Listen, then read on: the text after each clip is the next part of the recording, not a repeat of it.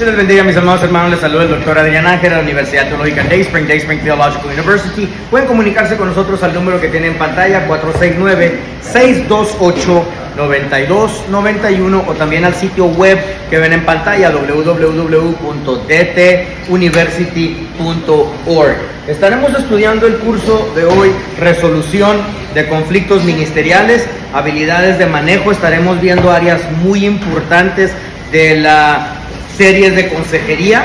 A través de este curso que estaremos cursando el día de hoy, no podremos abrir el foro para poder expresar los dilemas que estamos viviendo en nuestras iglesias.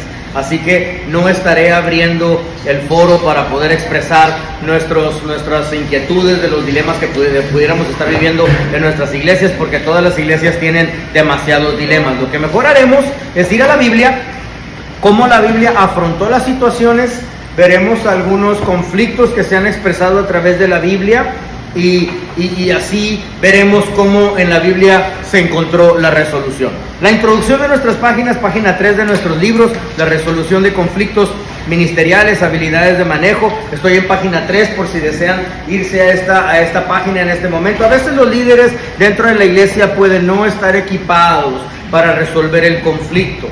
Así que es posible que carezcan de capacitación y habilidades, o que estén sesgados a favor o en contra de una de las partes, o que no todos los participantes en el conflicto tengan el estima apropiado o estén dispuestos a poder invertir el tiempo. Entonces nosotros, como pastores o como líderes en el entrenamiento del ministerio, tenemos que estar dispuestos a invertir nuestro tiempo.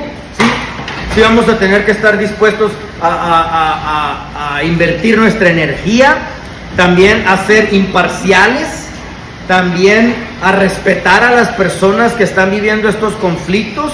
La mayoría de los conflictos van a ser inesperados. Sí, la controversia puede estar ganando velocidad. Puede ser que por ignorar las técnicas de la consejería no sepamos ir a la Biblia y presentar una consejería cristocéntrica, y eso es simplemente cuando se nos descontrola la discordia. Por nosotros no estar preparados, o porque la controversia está ganando velocidad, la discordia puede ser que se nos descontrole por completo, ¿verdad? ¿Cómo se previene una discordia o conflicto antes que suceda? Solo hay una manera: train. Entrenar de antemano en tu vida y en tu ministerio, así como el ejército tiene grandes campos. Los ejércitos aquí, por ejemplo, el ejército aquí en los Estados Unidos tiene grandes propiedades, tienen acres y acres y acres, es una ciudad entera. ¿Qué es lo que están haciendo ahí adentro en ese campamento? Están jugando las guerritas, están explotando explosivos de a de veras, están practicando escenarios tal como si estuvieran en la guerra, porque ellos están entrenando. Entonces un soldado, cuando ya se va a la guerra, le dan, escucha esto, un combate va a durar entre 5 a 10 minutos. Y regresa al campamento el resto de la semana a entrenar. Por eso los soldados son unas máquinas de guerra, porque ellos entrenan. Y cuando se venga el conflicto, ellos están preparados y listos. El problema no es tanto el enemigo, el problema es la misma persona. El enemigo no está entrenado, el enemigo no sabe afrontar el combate como tú estás entrenado. Entonces el enemigo verdadero ahí eres tú mismo. ¿Qué tanta capacidad tú tengas para poder afrontar la situación cuando repentinamente se venga el conflicto? ¿Sí? Entonces, como preventiva por adelantado, nosotros practicamos cómo vamos a relacionar el conflicto con la paz como resultado final. Entonces, por adelantado, nosotros armonizamos el asunto a través de entrenamiento para poder lograr una preventiva. ¿Sí? Una vez que las tensiones se intensifican en tu ministerio hasta convertirse en un conflicto que no puede ser manejado de manera efectiva por todos los internos involucrados, un consultor de conflictos se convierte no solo en una buena idea, sino en todo ministerio se convierte en una necesidad. Y te hago la pregunta, ¿serás tú? ¿Serás tú esa persona que estará preparado para poder afrontar todas estas pautas fundamentales de la consejería? Página 4, empezamos el capítulo 1, pautas fundamentales para la resolución de conflictos en la iglesia. Si vamos a enumerar que los líderes de la iglesia deben poseer algunas de las habilidades pertinentes, el manejo de conflictos debe de ser una de ellas. Ahora, aceptemos, somos un grupo diverso de personas. En la iglesia, como dice mi madre, cada cabeza es una barbacoa, ¿verdad? Cada cabeza es un piojero, dice mi madre también. Así que todos pensamos muy diferente, aceptamos, somos muy diferentes, pero diferentes personalidades, diferentes preferencias, especialmente diferentes antecedentes. Entonces existirán problemas personales. Vamos en el ministerio a afrontar problemas corporativos. Para ambos, Jesús siempre fijó una regla. Y la regla que Jesús fijó es amarnos los unos a los otros. Aunque tengamos diferencias, aunque tengamos preferencias, aunque tengamos distintas personalidades, Jesús fijó una regla principal y fundamental cuando Él escribió en Juan capítulo 13, versículo 34 al 35. Ahí está el final del primer párrafo en página 4. Dice: en esto conocerán todos que sois mis discípulos, si os amáis los unos a los otros. Entonces el propósito de la iglesia es proporcionar la razón por la cual el manejo de conflictos es importante para los líderes. Cuando el conflicto se aborda, cuando se afronta bajo la óptica de este mandamiento, ¿sí? Sabes que tu problema es la diferencia que podamos tener, no la persona. Tu asunto es resolver la disputa, no terminar enemistado contra la persona. ¿Sí? Cuando entendemos esta consejería, esta parte de la consejería, que es la resolución de conflictos, bajo la óptica del mandamiento de Jesucristo, entendemos que tenemos un enemigo queriendo enemistarnos, una persona con otra persona, cuando realmente es el asunto pertinente, la diferencia que podamos tener, la diferencia de opinión, lo que deberíamos de estar afrontando. Primera de Juan 4:20 al 21, si alguno dice yo amo a Dios y aborrece a su hermano, es mentiroso. Pues el que no ama a su hermano a quien ha visto, ¿cómo puede amar a Dios a quien no ha visto? Y nosotros tenemos este mandamiento de Él: el que ama a Dios, ame también a su hermano. Entonces Satanás es un experto en enemistarte con la persona, y pierdes el enfoque total del problema inicial. Ahora ya tu orgullo solo quiere ganarle a la persona. ¿Sí? Para priorizar a Dios, debemos ser baluartes que reconciliemos unos con los otros. Porque reconciliación, es regresarte a donde Dios originalmente te tenía, y era en amor con esa persona. Entonces reconciliar those two parties that are arguing with each other, esos dos grupos que están en discusión uno con el otro, es enseñarles a regresar a donde Dios originalmente te quiere tener, y es amarse los unos a los otros. Por tanto, si estás ofreciendo tu ofrenda en el altar y ahí te acuerdas de que tu hermano o hermana tiene algo contra ti, deja ahí tu ofrenda delante del altar, ve primero y reconcíliate con ellos, entonces ve y ofrece tu regalo. Cuando vemos el decálogo, el estudio de los 10 mandamientos decálogo, nos damos cuenta que los primeros 3 mandamientos son una relación vertical, de tú hacia Dios, y que los otros 7 mandamientos son con tu prójimo, una relación horizontal.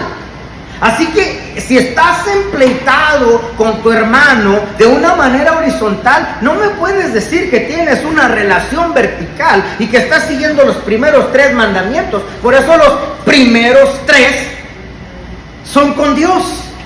para que entonces posteriormente puedas tener una relación. Por eso nuestra sociedad está dañada, porque intenta seguir los 7, estar bien con tu prójimo, con tu sociedad, y la sociedad no está bien con Dios. Homosexualidad, adicciones, cual sea el dilema sociológico que podamos estar viviendo. Ahora viene Jesús y prioriza la relación al prójimo como fundamento. Si lo puedo haber dicho de otras maneras, Jesús lo hubiera dicho todavía más directo: no vas a poder llevarte bien con tu hermano, ¿sí? Hasta que primero esté tu relación con Dios primero. Entonces, como fundamento vas a poder vivir una sociedad apropiada. Porque el que no ama a su hermano y a su hermana, a quienes ha visto, ¿cómo puede amar a Dios a quien no ha visto? No es que Dios se haya equivocado, ¿sí?, cuando estamos empleitados, sino que el hombre no logró cumplir la ley. Desde el judío viene ese desfalco, ¿sí? Página 5, la conciliación en el conflicto es importante para todo el cuerpo y la causa de Cristo. Y dice: sean del mismo sentir en el Señor. Un ejemplo aquí, Pablo está reconciliando a 2 mujeres y le está diciendo a estas 2 mujeres que sean de un mismo sentir. Si te fijas, les dice: sean de un mismo sentir en el Señor. Entonces nuestra obligación principal es que sí es responsabilidad nuestra apoyar a otros en conflicto a reconciliarse. ¿Por qué? Simple: porque el cuerpo de Cristo no está dividido. ¿Sí? Ahora, no todo conflicto es malo. Página 6, vámonos para allá para arriba. Nos unimos, pero pensamos diferente. Eso es obvio. Esas diferencias nos abren el panorama a nuevas posibilidades. Esas diferencias que podemos tener con el cuerpo de Cristo, que piensan diferente a nosotros, ¿sí?, nos abren el panorama a nuevas oportunidades. ¿Por qué? Porque consideras distintas opciones a lo que está dentro de nuestra cajita de crianza. El gringo dice: new faces take you to new places. Nuevas caras te llevan a nuevos lugares. Amo hacer nuevos amigos. Estoy emocionado de llegar a Malasia el siguiente mes y los otros 5 conferencistas con los que vamos a dar la cumbre en ese estadio en Kuala Lumpur que tanto he estado anunciando yo en el Chisme Book. Digo Chisme Book porque solamente para eso sirve, el Facebook, que tanto estaba anunciando ahí. Amo, quiero ir a conocerlos ya, estoy emocionado de abrazarlos porque ya me identifico con ellos de las conferencias que vamos a traer de Fatherhood and Kingdom Building, paternidad y construcción del reino de Dios. Quiero ya abrazarlos. ¿Por qué? Porque son hermanos en la fe, van a tener mucho que contribuir a mi vida, van a ministrar mi vida, y por eso no saber manejar una persona que piense diferente que tú, te pierdes de las posibilidades de lo que esa persona y sus diferencias pudiera contribuir a la cajita de crianza donde tú te has acomodado. ¿Sí? ¿Cuál es la diferencia entre el conflicto bueno y el malo? El conflicto bueno nos llevará a nuevas posibilidades. El conflicto malo nos llevará a cambiarnos a nosotros. ¡Oh, wow! Así que hay algo positivo en todo conflicto. El conflicto bueno te llevará a nuevas posibilidades. Y el conflicto malo te llevará a modificarte a ti mismo. Por lo tanto, el conflicto en sí continuará viviendo, eso sí. Lo provechoso recae en cómo capitalizaremos en el conflicto que estamos viviendo. ¿Cómo aprendes aquí a capitalizar, a tomar a tu ventaja la diferencia de que otra persona piensa diferente a ti? Una enorme recomendación que te voy a dar en tu ministerio. El peor error que puedes hacer es buscar gente y rodear gente que solo piensa como tú. El peor error que puedes hacer en tu ministerio es rodearte de gente y trabajar con gente que solamente piensa como tú. ¿Cuándo se vuelve malo el desacuerdo? El desacuerdo se convierte en un mal conflicto cuando no se alinea con nuestro propósito de amar a Dios y amar a los demás. ¿Sí? Entonces el desacuerdo se convierte malo, porque estás tan aferrado en que se haga a tu manera en el conflicto ministerial y no en amar tanto a la persona para que Dios logre su propósito en la vida de esa persona. Estás más terco en ganar el argumento y no amas tanto al prójimo para apoderarlo y apoyarlo a tener éxito. Pastor Baires, párese por acá, por favor. Pastor, párese acá, por favor. Sí. Con tu espalda hacia él. Con tu espalda hacia él. Con tu espalda hacia él. Con tu espalda hacia él. Tú empuja para allá y tú empuja para allá. ¿Qué tanto avance se está teniendo el uno con el otro? Nada. Ahora tú voltea y tú quédate así. Tú pones las manos así. Y aunque sea tu enemigo, Jesucristo dijo, apodéralo y empújalo para que él tenga éxito. Ahora tú empújalo. Y aunque no se está dejando, está renuente. El doctor Ignacio, el otro dice, yo quiebro mi orgullo. El doctor Teodoro Baires dice, yo quiebro mi orgullo, te apodero para que tengas éxito y avanzas hacia donde Dios quiere en tu vida. ¿Me explico? Gracias. Tomen un aplauso aquí a mis amigos. Nuestras congregaciones entonces no avanzan. Nuestros miembros no tienen éxito porque estás terco en tú tener éxito. Aleluya. En que todos jalen a tu dirección en vez de apoderar el potencial de aquellos seguidores que decidieron ponerse bajo tu instrucción en tus manos. Nuestros desacuerdos se convierten en malos conflictos solo por no saber amar al prójimo. Primera de Corintios capítulo 13 es la respuesta. Estoy en página 7, ya se dieron cuenta. Una prueba de fuego para el conflicto en nuestras iglesias. El capítulo 13 realmente nos habla de rasgos positivos y de rasgos negativos. Capítulo 13 de Corintios, por si no sabes qué es el capítulo 13 de Corintios, ¿okay? El capítulo 13 de Corintios es un receso, un break que toma Pablo. Mira, el capítulo 14... Escúchame detenidamente, el capítulo 14 tiene una continuación del capítulo 12. Todo está en una simetría. Todo el libro de Primera de Corintios. ¿Sí? Bueno, de capítulo 7 en adelante. No sé si sabías, pero Corintios es una disculpa de Pablo hacia la ciudad de Corintios porque era una ciudad muy inmadura y tenía que explicarles. No pude asistir a la reunión que les dije que iba a asistir. No, pero no llegaste cuando dijiste que iba a llegar. ¿Cómo iba a llegar si estaba en la cárcel? Sí, entonces él les pide disculpas a ellos por no haber podido llegar, pero del capítulo 7 en adelante todo sigue una simetría, todo sigue la misma alineación, menos el capítulo 13. ¿Okay? El capítulo 13 toma un receso, el capítulo 14 es una continuación del capítulo 12. Entonces en el capítulo 13, en el centro, Pablo siente que tiene que tomar un receso. ¿Por qué? Para explicar algo. Pensaban que el hablar en lenguas y en profetizar, que por hacer eso eran superiores a los demás. Eso había creado conflictos y divisiones en la iglesia de Corinto. Pablo corrige esta situación, explicándoles las pautas a utilizar para resolver estos dilemas. Entonces el capítulo 13 tiene un tono muy diferente al ritmo de todo el resto de Primera de Corintios. ¿Sí? Capítulo 13 describe qué tan inútiles son la profecía y las lenguas si no se utiliza el amor para corregir las discordias. ¿Sí? Página 8. Para cumplir nuestro propósito de amar a Dios y a los demás, debemos demostrar estos rasgos positivos en conflicto. Debemos demostrar paciencia, amabilidad, siempre protege, siempre confía, siempre espera, siempre perseveras.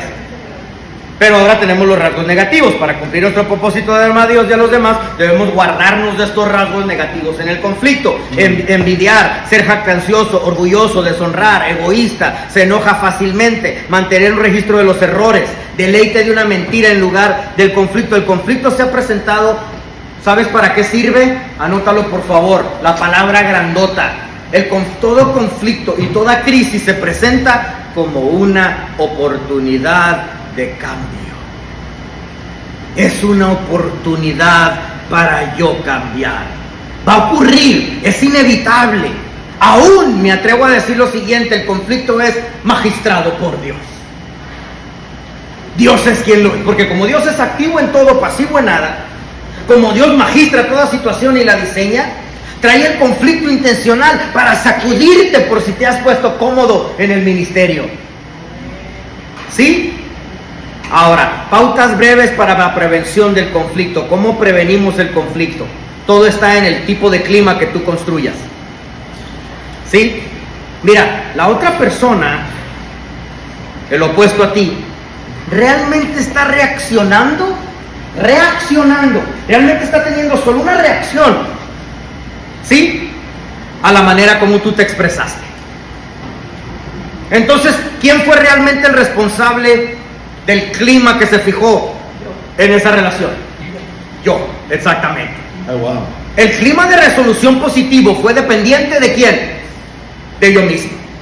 La clave está para la prevención del conflicto: cómo construyo el ambiente. ¿Sí?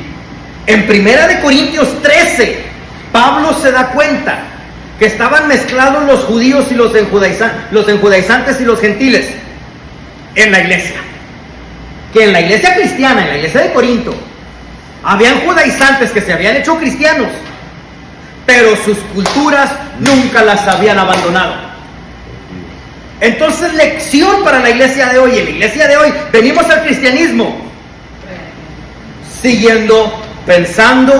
seguimos pensando como nuestra cultura, como de donde venimos.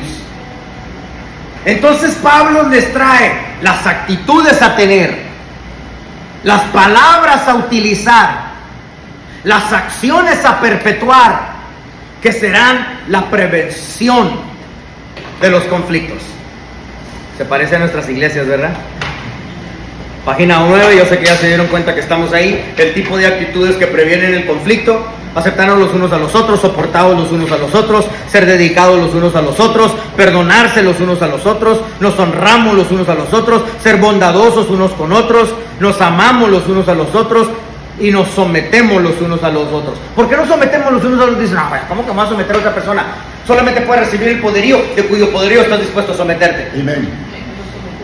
Cuando te sometes a Cristo voluntariamente, porque Jesucristo mismo dijo, sí, yo voy al Padre porque el Padre es mayor que yo.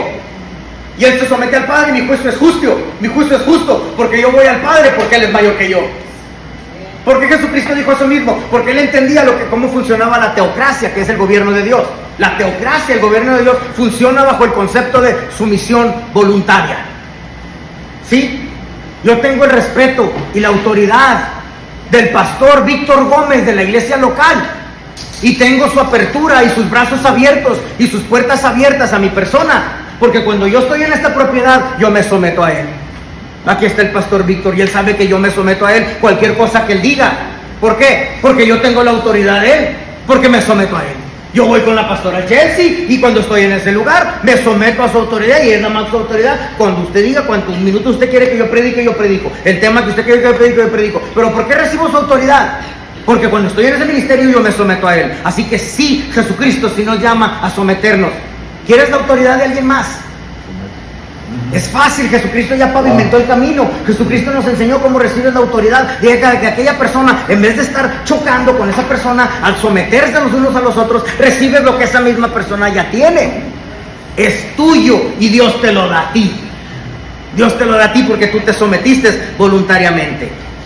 El tipo de palabras que previenen el conflicto: amonestarnos los unos a los otros, edificarnos los unos a los otros, consolarnos los unos a los otros, confesar vuestras faltas los unos a los otros, animarnos los unos a los otros, saludarnos los unos a los otros, ser honestos unos con otros, ser bondadosos unos con otros, oren unos por otros y nos estimulamos unos con otros. Mis amados hermanos, esto de las palabras que están aquí, te animo altamente a considerarlo desde el púlpito. Wow. Estas palabras que previenen el conflicto, desde el púlpito, ¿sí? Estas palabras, tus palabras deben de edificar al cuerpo de Cristo. No eres el que regaña a la congregación. No es tu responsabilidad. Tú no posees la simetría de poder manejar el conflicto de tantas personas y de tantas familias en tus congregaciones para poder resolverle los problemas. Es imposible. Tu única responsabilidad es llevar palabra sólida. Esa palabra va a edificar. Varias veces Dios me ha dicho desde un púlpito, ¿qué predico? Tantos lugares que predico y tantas ciudades donde me paro a predicar, tantos púlpitos, ¿qué predico? Y Dios me dice, ese hermosazo tan elocuente que traías, hazlo para un lado. Quiero que prediques el arca de Noé. Oh, come on, otra vez.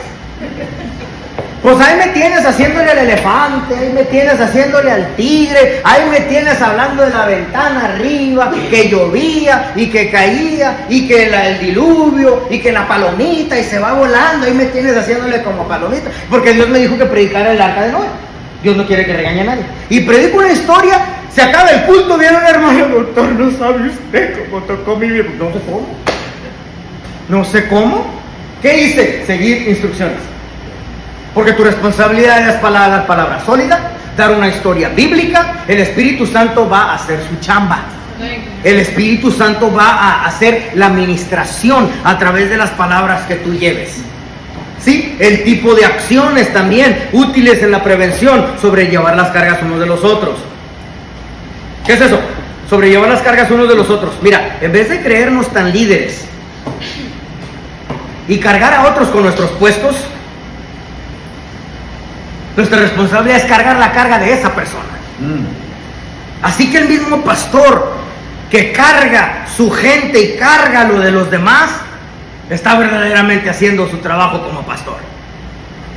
Pero si los cargas con tus puestos, con más trabajo, y los cargas a hacer más, creas más conflicto en vez de ser parte de la solución. Eso es sobrellevar las cargas los unos de los otros. Cuídense los unos a los otros. ¿Ok? Cuidar significa supervisión de la fe. Cuídense los unos a los otros. En 1 Corintios capítulo 12, versículo 25, está diciendo que tú debes de tener supervisión de fe de la otra persona, con el fin de protegerla. Esa es, aquí donde dice, cuídense los unos a los otros, no noté aquí la palabra griega, pero el origen, después lo encuentro aquí en mis notas y te puedo decir, pero cuando dice la palabra cuídense, es una sola palabra que se encuentra ahí. Cuídense los unos a los otros. Compañerismo unos con los otros. Eso significa apoyo mutuo. Y eso es lo que verdaderamente es koinonía. La palabra koinonía es que se sostienen juntos el uno con el otro. Pueden estar parados. Vénganse para acá otra vez, pastor. Vénganse para acá, por favor. ¿Sí? Ahora se van a recargar, pero así como un poco inclinadito así. Haz tus pies para enfrente, Ignacio. Haz tus pies para enfrente, Teodoro, y recárguense el uno con el otro, párense. ¿Verdad que él está sosteniendo a él? ¿Verdad que él está sosteniendo a él? Esa es la verdadera koinonía. Sí, no la docena de tamales que te metes después del culto en el compañerismo y que dices que eso se llama koinonía. No, eso se llama comedera. ¿Ok? Koinonía es esto. Sí, koinonía es, él se puede parar y respaldar porque este lo está sosteniendo.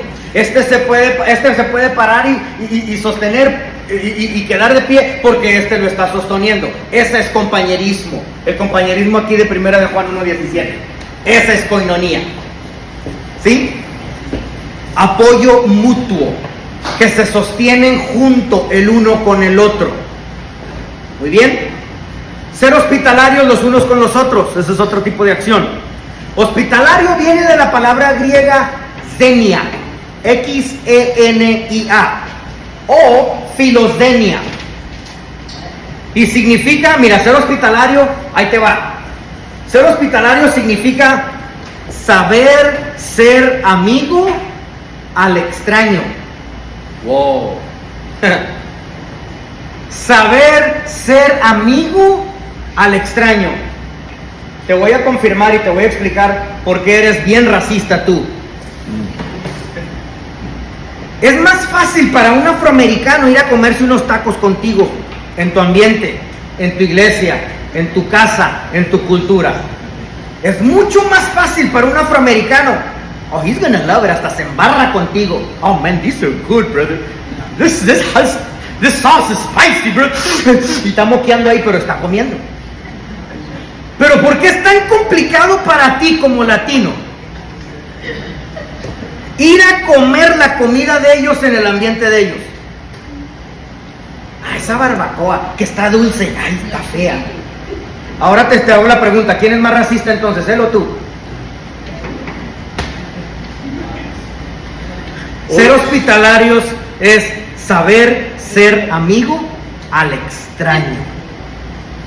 Oren uno con los otros. Mira, prevención de conflictos viene a través de este mismo conocimiento que estás obteniendo el día de hoy. Ahí previene los conflictos. Ahí aprendes a madurar espiritualmente. No solo por estar viejo que tengas 50, 60, 70 y quién sabe qué tantos años, eso no te califica para resolver dilemas. Porque pudiste haber vivido una vida llena de desfalcos y de errores y de caídas. La prevención es prudentemente resolver para que no vivas una vida de errores.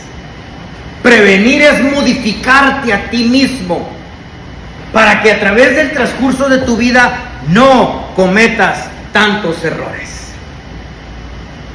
¿Sí?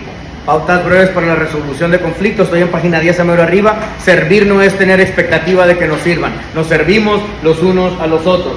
Servir es no tener expectativa a que nos sirvan otros, sino nosotros servir a ellos. Pautas breves para la resolución de conflicto. ¿Ok?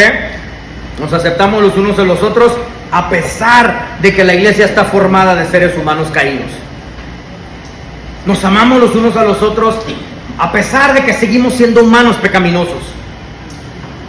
Porque seguimos siendo humanos caídos. Nuestra naturaleza pecaminosa, ¿verdad que va a asomar su fea condición muy seguido? Exacto. Pero una de las soluciones se encuentra en Gálatas capítulo 5. Si ves ahí donde dice, si sabes dónde estoy, ¿verdad? Página 10, primer inciso, allá mero arriba, la iglesia está formada por seres humanos caídos y por eso nos aceptamos y nos amamos a pesar de estas condiciones precarias que nosotros mismos vivimos en nuestra innata naturaleza, estas diferencias, ¿sí? Y va a asomar su fea condición, nuestra pecaminosidad.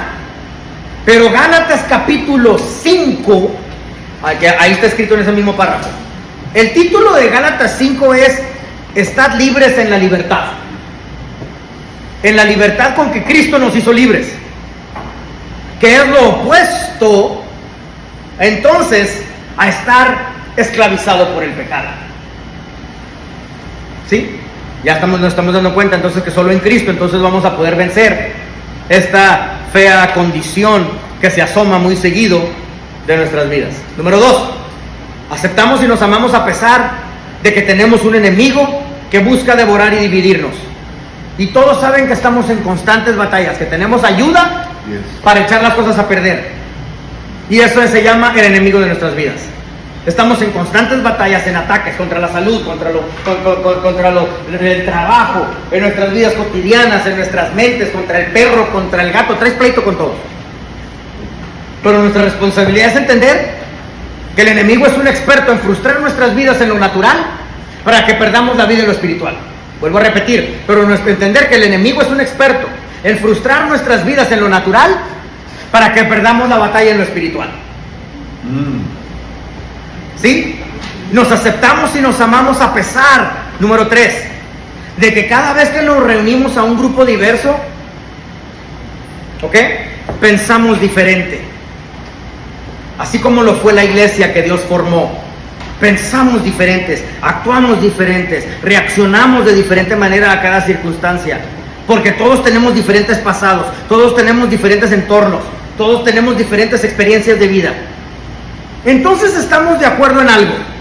Estamos de acuerdo de que cada humano, por nuestra naturaleza, no podríamos resolver nada.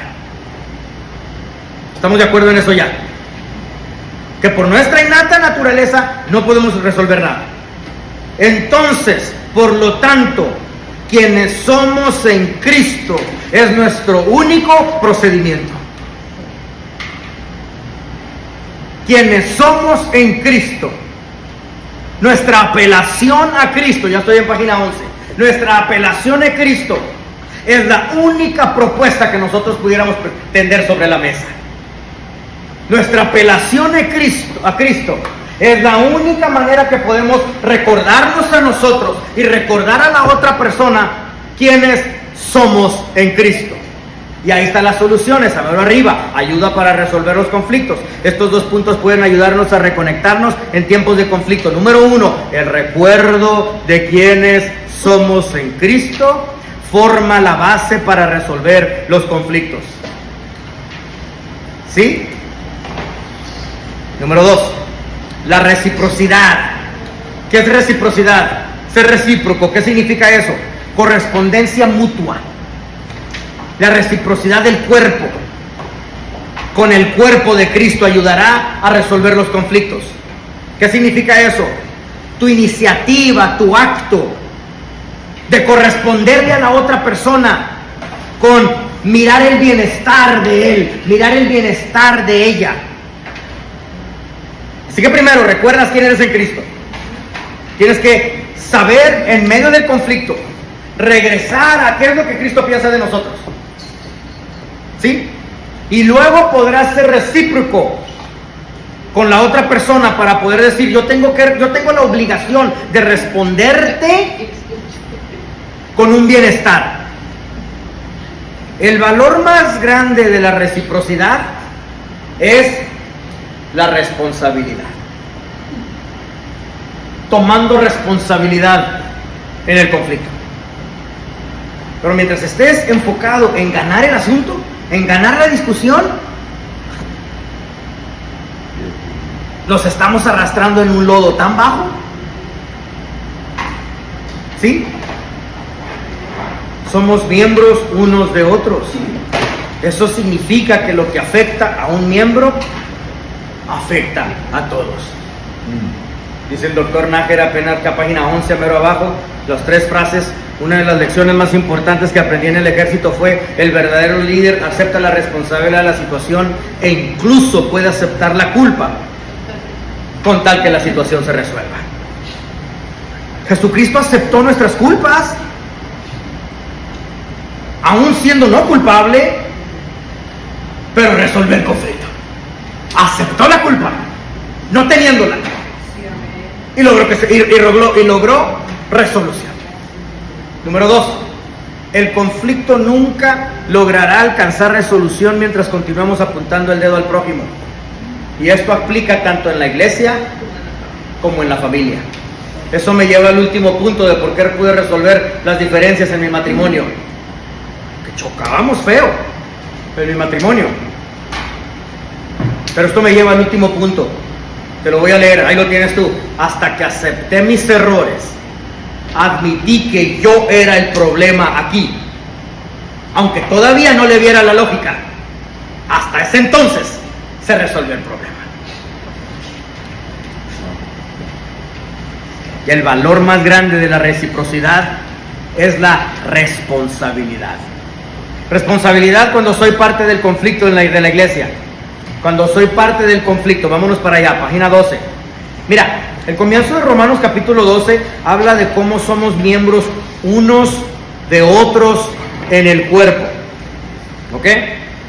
Y dice abajo Romanos capítulo 12, versículo 18, en específico: si es posible, en cuanto dependa de vosotros, estad en paz con todos.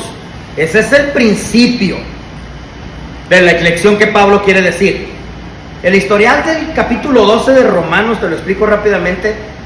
Pablo intenta enseñarle a la iglesia de Romanos cómo vivir la misma cara dentro de la iglesia y fuera de la iglesia.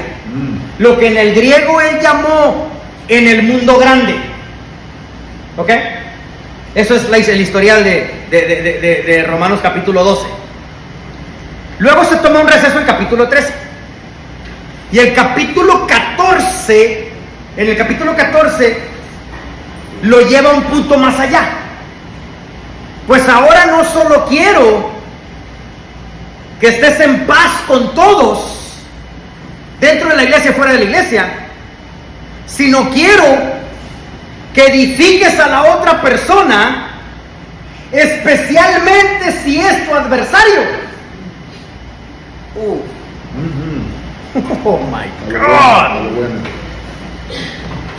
Te manda a buscar a tu enemigo, el que tú consideras tu enemigo, y les pone a prueba la madurez de aquellos que se hacen llamar maduros en Cristo, de hacer a un lado el ego, de eliminar tu terca postura y voluntariamente forzarte al verdadero servicio, que es edificar al que se ponga la camisa de los Tigres, que es mi enemigo. Pero lo tengo que amar, aunque anda mal vestido el día de hoy. ¿Sí? Por eso el Tuca Ferretti quiso irse a trabajar, mejor me callo. Okay. En inglés dice, le ofrecieron al Tuca Ferretti y ni quiso ir a trabajar ahí. ¿Sí? El Ojitos Mesa tampoco quiso ir a trabajar, no, mejor me callo. Ok. ¿Quién eres tú para juzgar al siervo de otro? Para su propio amo los sirvientes se sostienen o caen. Tú entonces, ¿por qué juzgas a tu hermano o hermana? ¿O por qué los tratas con desprecio? Porque todos compadeceremos ante el tribunal de Dios. Así pues, cada uno de nosotros dará cuenta de sí mismos a Dios. Por lo tanto, hagamos todo lo posible para hacer lo que conduce a la paz, a la edificación mutua. En inglés, it says something completely different. En inglés dice algo completamente diferente. En inglés dice, let us make every effort to construct the other person. Hagamos entonces todo esfuerzo de construir la paz con la otra persona. Pero las instrucciones de Pablo verdaderamente aquí son: vete a buscar al que detestas y construyelo. ¿Sí? A los líderes. Estos versículos también los incluyen a ustedes. Pero como pastores tienen una responsabilidad aún mayor de ser ejemplos. Primera de Pedro, si saben dónde estoy, ¿verdad? Página 13, mero arriba. Primera de Pedro, capítulo 5, versículos 2 y 13. Ok, perdón.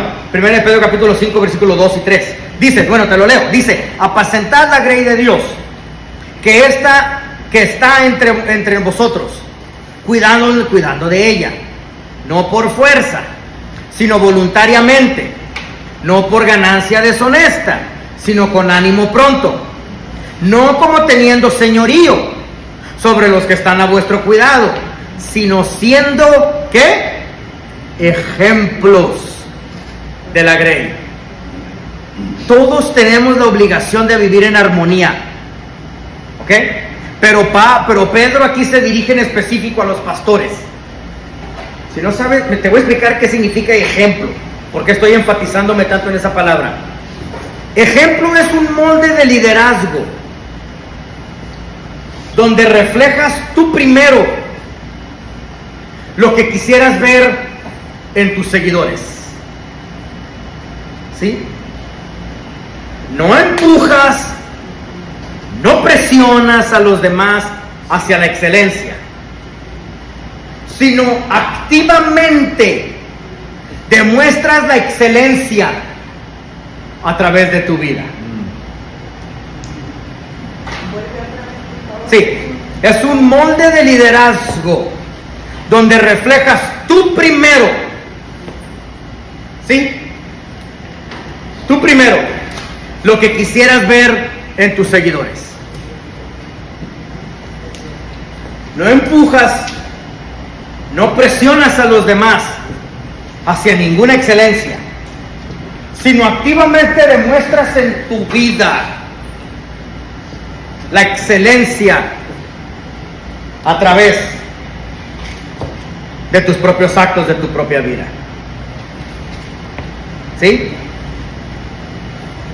Ahora vamos a hablar de nuestra responsabilidad cuando no soy parte del conflicto.